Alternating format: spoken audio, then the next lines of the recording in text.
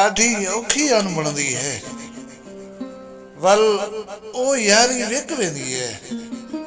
ਨਖਰੇ ਵਿਕਦਨ, ਤਰਲੇ ਵਿਕਦਨ, ਮਿੰਨਤ ਜ਼ਾਰੀ ਵਿਕ ਵੇਂਦੀ ਹੈ। फैशन विकदे, मेकअप विकदे, सूरत प्यारी विक वेंदी है। बस एक तारीख सच नहीं विकदा, कूड़ बीमारी विक वेंदी है, कूड़ बीमारी विक वेंदी है। बिस्मिल्लाहिर्रहमानिर्रहीम। अस्सलाम वालेकुम वरहमतुल्लाहि वबरकातुहू।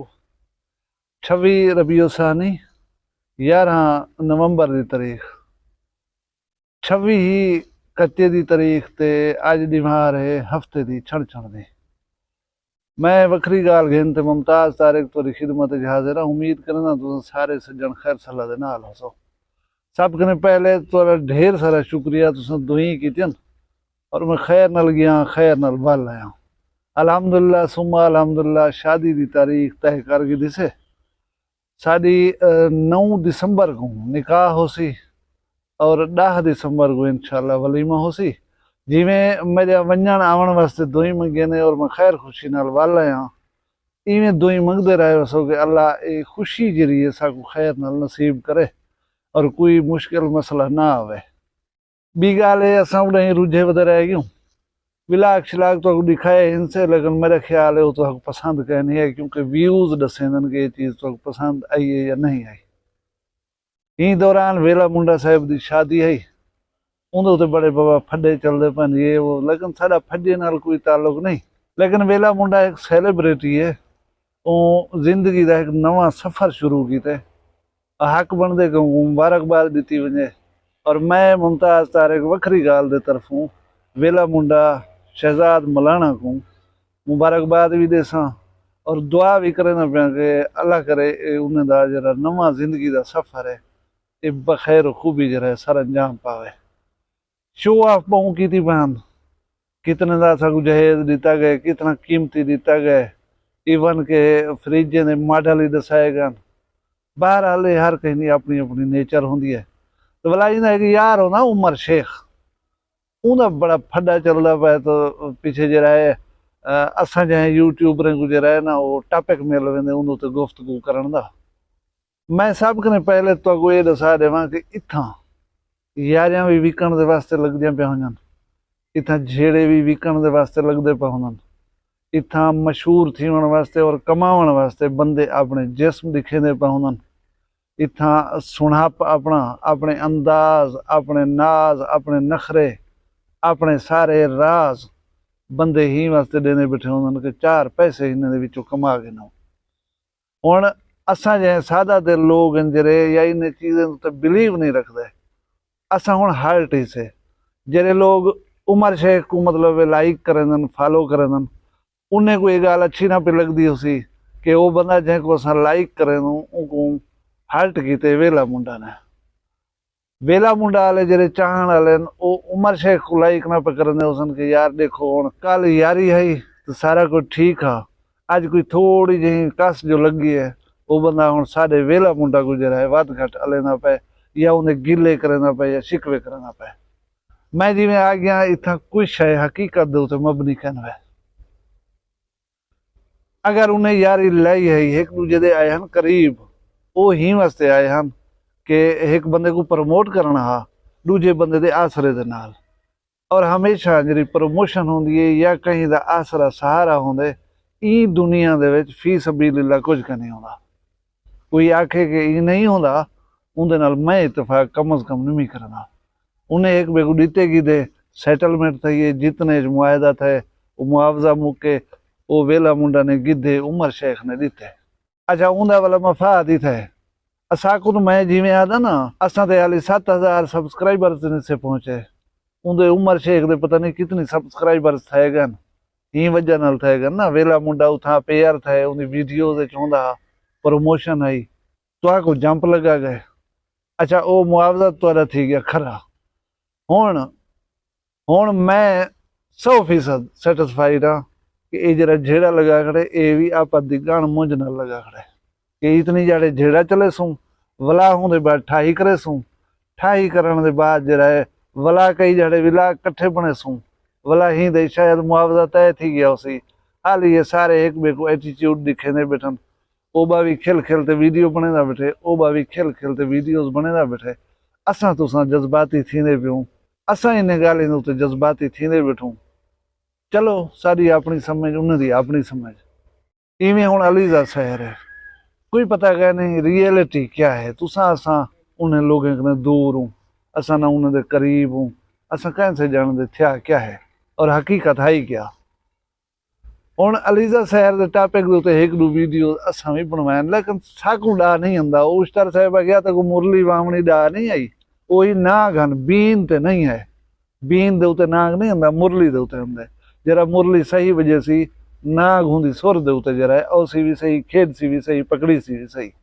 बहुत सारे यूट्यूबर पुरानी होंदी कई वीडियो दे विच बीमार जो थई बरनोला लवाया सी वो फोटो कट कराई बस अलीज़ा शहर खुदकुशी कर देती है वो बर्बाद थी गई है ये थी गए वो थी गए वाला साको पुण्य ने आम आदमी को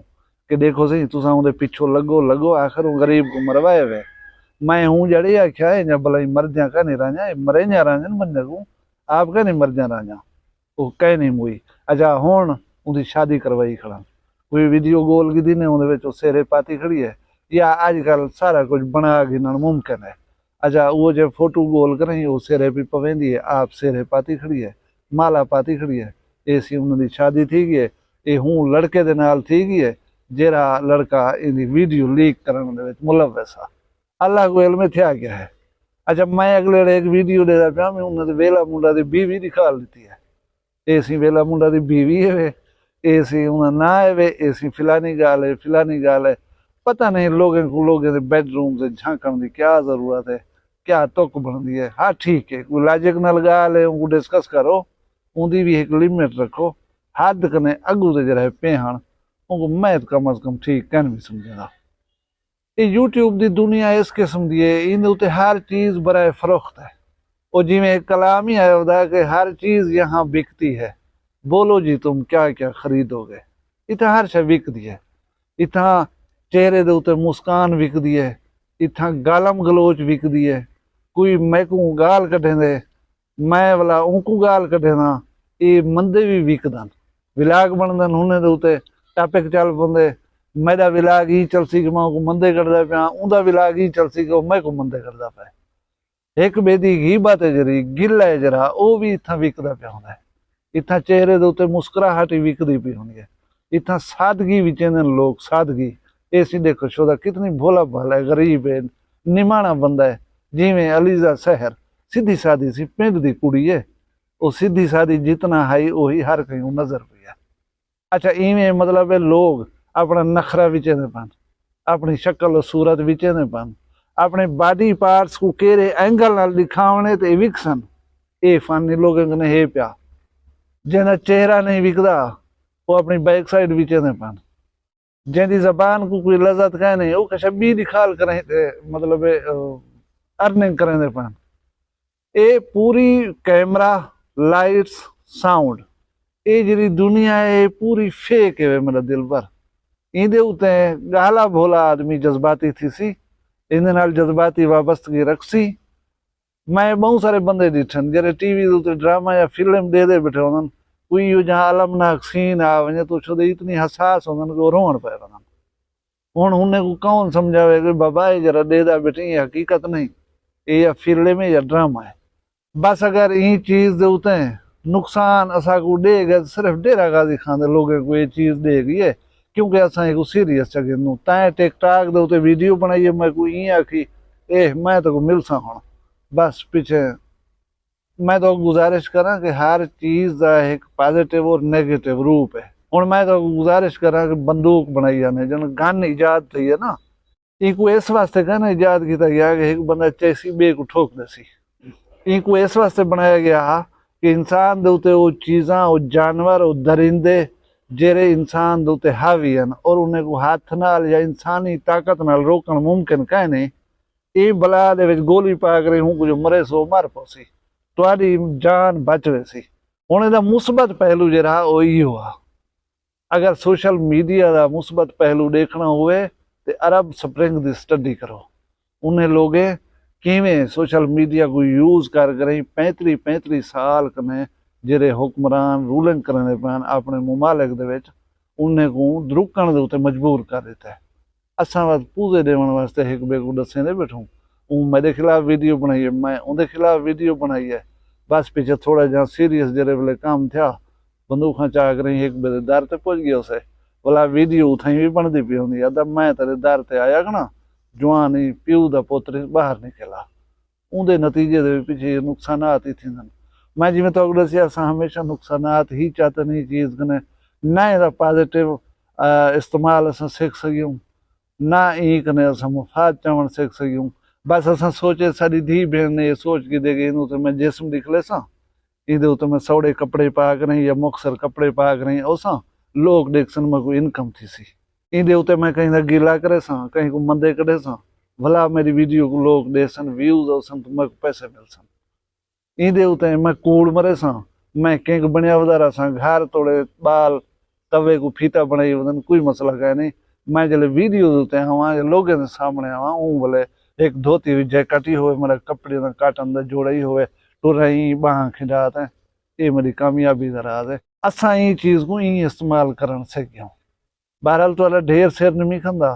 अज इहो तो मुलाकात काफ़ी काल तो सांगड़ दे सिंध दे सफ़र दे हाल हवाल दे सा